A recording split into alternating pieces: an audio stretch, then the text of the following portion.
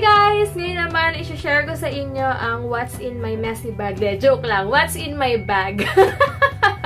Inaamin ko naman na super messy talaga yung bag ko. Hindi ko alam kung bakit. Pero alam kahit messy siya, alam ko kung ano yung laman niya. Alam niyo, kabisado ko yan. And anyway, lagi kong dala tong bag na to. Ito yung kasama nung binili ko dati na bag na meron siyang pang shoulder bag din.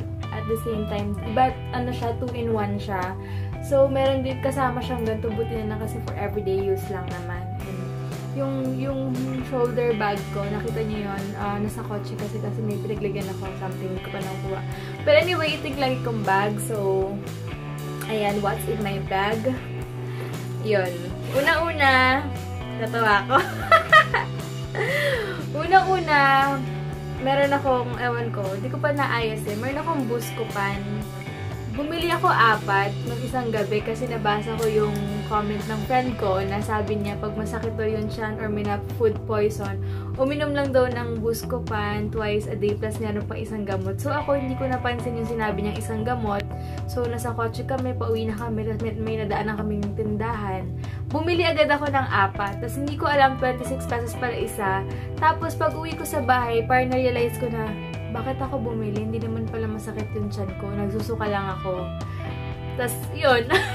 Hindi ko pa natatanggal sa bag ko. Ngek, ngek, ngek.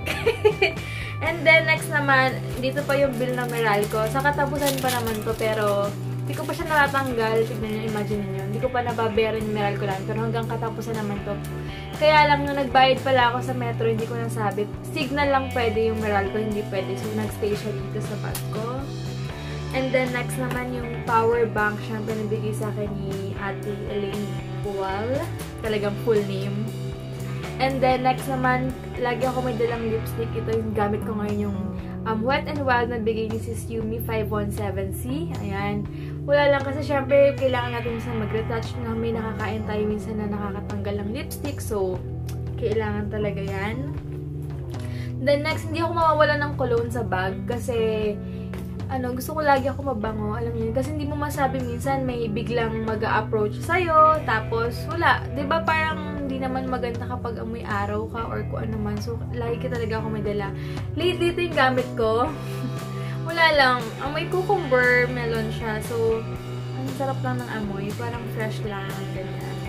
Yun lang yung lately na sa bag ko, kasi yun lang yung nakuha ko. Alam niyo naman ako, lagi madalian pag umaalis.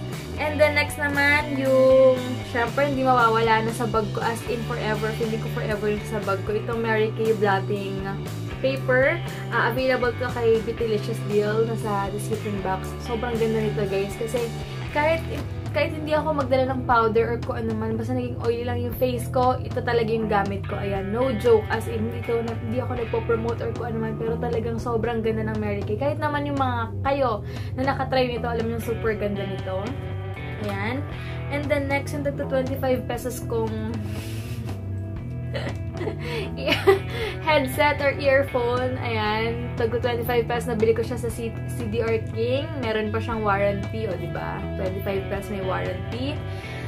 Ano siya, binili ko siya, diba? Kasi nakalimutan ko yung yung isang headset ko talaga, nakalimutan ko sa bahay. So, sabi ko, kailangan ko ng headset kasi pag tumatambay ako sa Starbucks, nanonood ako ng mga makeup tutorials, ganyan. So, kailangan ko ng headset. Buti naman, may tag to 25 pesos. So, ayan. CDR King lang yan available. And then, next naman, meron akong Diatabs. Ewan ko, may natila pa akong isa. Kaloka. Tapos, ito na lang yung last na nasa bag ko. Wala, ito lang eh. Ito lang talaga. Payong. Ayan. Binili ko to ang tagal nito last year sa Micaela. Sale pa to. Natatandaan ko sa may, ano pa namin to nabili? Sa may Araneta Station? Tama ba? Oo, Araneta. Araneta Cubao Station. Tama ba? Yung stud doon. Nag-LRT kami noon. MRT. Tapos umulan. Sabi ko, kailangan ko ng payong kasi gusto ko siya dahil pang tamad na payong to. As in, gagayon mo. I-click mo lang, ipipress mo lang to. Bubukas na siya. Tapos pag-off mo, same. So, pang tamad na payong. So, yun lang yung lagi kong dala. Tsaka, syempre, yung wallet ko. Nasa na ba yung wallet ko? Basta nasa yung wallet ko, syempre, lagi kong dalain yung cellphone ko. Yun lang naman yung pinaka-importante sa life ko. Bali, 2 phones yung dala ko. Isang pang business, isang pang vlog. Tapos, wallet. Yun lang. Nawala yung wallet ko kasi kumuha sa isang baon na kina. So, hindi niya yata nabalik. Ay, ito! Yung wallet ko from Tita Yana. Ayan. Sanay na ako sa malaking wallet. Ewan ko ba? Wala, nakasanayan ko na lang siya. Kasi marami ring malalagay na coins.